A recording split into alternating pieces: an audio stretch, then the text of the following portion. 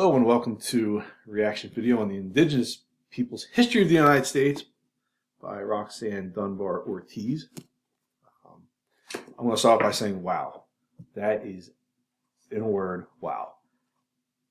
You just kind of start to hear in the last 15, 20 years about the way the country was founded, Indians being massacred, the whole debate on Columbus statues being taken down, or in Philadelphia, it's been covered up with plywood and painted with the Italian flag. And actually, just this weekend, story about a lawsuit. There still is, like, I think they covered it up in 2020, so we're 3 years later, still trying to remove the statue. And I think the big thing that Dunbar Ortiz tried to do with this book was bring attention and educate people on the fact that Manifest Destiny is a euphemism to make it, the genocide that happened, sound like, ooh, it's our destiny. In reality, the settlers just kept, and the U.S. government and army just kept moving west, west, west, west, south, north. Genocide absolutely took place. When you read this and some of the quotes about removing populations from the earth, that's a genocide.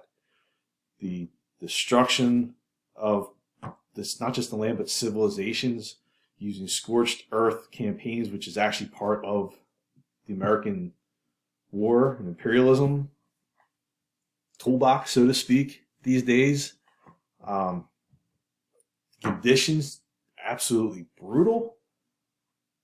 And yeah, there's been some strides made to decolonialize and maybe try to get back to the surviving Native Americans, indigenous people, but is it enough? So let's get into this a little bit more. All right, so this quote, while simple, I think really just encapsulates the beginnings. They, the settlers, did not settle a virgin land. They invaded and displaced a resident population. You might think Indians, teepees, kind of living here, hunting. Did not realize to the extent to which the indigenous people had perfected living in what is now North America. Reading about the fact that there's irrigation ditches, which this photo kind of shows from the early 19th century. But the fact that there was, reading Dunbar Ortiz's book, a canal of 20 miles long by itself. 800 miles of trench lines. These canals. Beyond that, you had the way that they learned to grow corn. Okay, just planting. But then burning parts of the forest to open it up to attract animals for hunting purposes. And the settlers came in and just destroyed all that. Not realizing they were just going to burn the earth, and not realizing they had, the indigenous people had perfected how to survive here. So absolutely wiped out population and civilization. This is a picture, and all pictures under the Creative Commons licenses via Google searches. From Wounded Knee, you can see dead, covered up Indians. The U.S. was found in its Manifest Destiny, fur trade, all that. Money, money, money, money, money. It is the collusion of business and government, and the theft and exploitation of indigenous lands and resources is the core element of colonization and forms the basis of U.S. wealth and power. Tell me that doesn't still happen today. That business, we have lobbyists getting into the politicians, exploiting certain things. So it has its basis right back here. From the beginning of the United States bribed some leaders of Native American tribes, sold out. Okay. Former indigenous land, private property, a commodity to be acquired and sold. Every man a possible king, or at least wealthy. And that was the vision that the government later, but the settlers at first, kind of tried to sell, or the leaders of the settler movement, tried to sell other settlers moving west. And Manifest Destiny is, this could be yours. When in reality, most of it from this book, reading the book, went to already rich landowners. So you start to see a little bit of the manipulation, which I'll get into a little bit more in a minute. This quote at first really hit me. I'm thinking, really? The more I read, absolutely. So Dunbar Ortiz put this quote from Martin Luther King Jr. Our nation was born in genocide. Absolutely. Certain things as Bacon's Rebellion, developing the genocidal policies, creating wealth in colonies based on land holding and land poor settler farmers as foot soldiers. Again, persuading people, go out, keep fighting, take over. You know, unarmed women and children, absolutely, go after them. Are you kidding me? I don't know how this makes us any different than Russia going into Ukraine right now. And instead of to recruit fighters, the Scout program, the fact that scalps and literally scalping Indians alive, Native Americans alive, the scalp became cultural capital, so to speak, and could also be sold for money, and was often. You know, think about that. You're just literally taking human scalps. That's not genocide. What is? This is John Sevier, who is a renowned war hero, so to speak. This is a picture of a statue in the Capitol building in D.C. Reading from Dunbar Ortiz, he gave orders for scorched earth offensive, attacking at harvest time to starve people.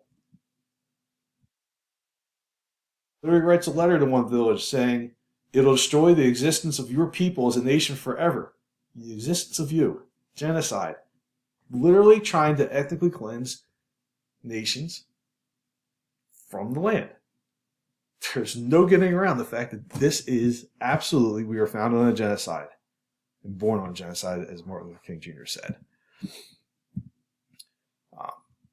Going back to the scalp thing for a minute. So the Washington Redskins scalp, and Cleveland Indians were former sports teams. They're now known as the Washington Commanders and the Cleveland Guardians. There's also a baseball team called the Texas Rangers, which came to mind as I read this quote talking about the Texas Rangers follow the American way of war, destroying indigenous towns, eliminating native nations, pursuing ethnic cleansing, genocide. To which I question, shouldn't the Texas Rangers kind of change their name? And there is a movement to do that for this and other reasons, but the Texas Rangers still here today. There's Texas Rangers. Well, that's the basis of his ethnic cleansing. This is the Buffalo Soldiers. Sorry, my singing is not all that. So I found it amazing. I did not hear Buffalo Soldiers. Never really knew enough about them. That they were a specially organized colonial military unit of former slaves, oppressed slaves. That, I like this quote. In fact, this is precisely how colonialism in general, and colonial warfare in particular, work. You're trying to. Bottom line is, the former slaves should probably not be too happy with, quote unquote, white man and the U.S. government for having slavery. The indigenous people not happy. The U.S. government taking our land. The two, if the groups come together, maybe we are having a completely different discussion. Maybe this is a completely different book. But the way the government, U.S. kind of manipulated people to fighting their war, again, it was more of the rich getting richer, the large landholders getting more land. It just blows my mind. And you get,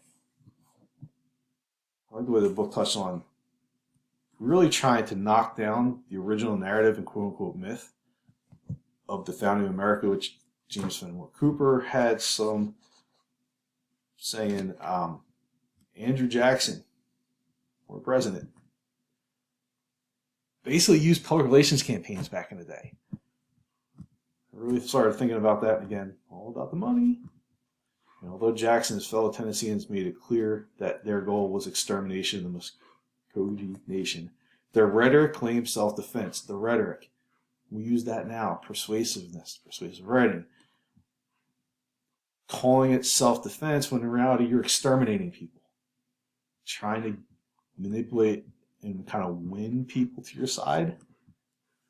At one point he said, the fiends will no longer murder our women and children to disturb the quiet of our borders. They have disappeared from the face of the earth. Saying proudly, we've ethnically cleansed people. Wow. Yeah. And again, you kind of come back to some things where I sit here and think, government kind of manipulated people and set up certain things, including the fact that they made alcohol available to them, to the indigenous people, to get them addicted to it, so then they could say, oh, we'll help you, give you the discipline if you come to our side. What? And with this, the reservations were not safe havens for the incarcerated. There was corporal punishment in the boarding schools for kids for not being, quote unquote, or being too Indian. The reservations, women were raped. Not much done. It just blows my mind that, well, we're giving you a reservation, we're giving you land, we're helping to assimilate you, yet we're going to give you crappy conditions to do it. Indian country, it's still, it's where we want to move people to. You still use that term in military. In fact, compared the Seminoles and Al Qaeda back after 9/11. Just blows my mind. And I'm going to end with two last things real quick. There's been some strides made. I did not realize the Sioux want the Black Hills land back in 1980. They got $106 million. Didn't take the money. It was $757 million by 2010. For all I know, today it could be over $1 billion. They want the land. The money's not important. It's the land. It's the principle of it. And returning remains to indigenous nations is something that even just this weekend, you're still seeing stories about it. And in the book, it mentions that there's a science group that has 2 million bodies that they don't want to return in the name of science. I don't know what you're going to learn at this point if you keep the bodies. All right, over my time, so I will end this. What? Mm-hmm.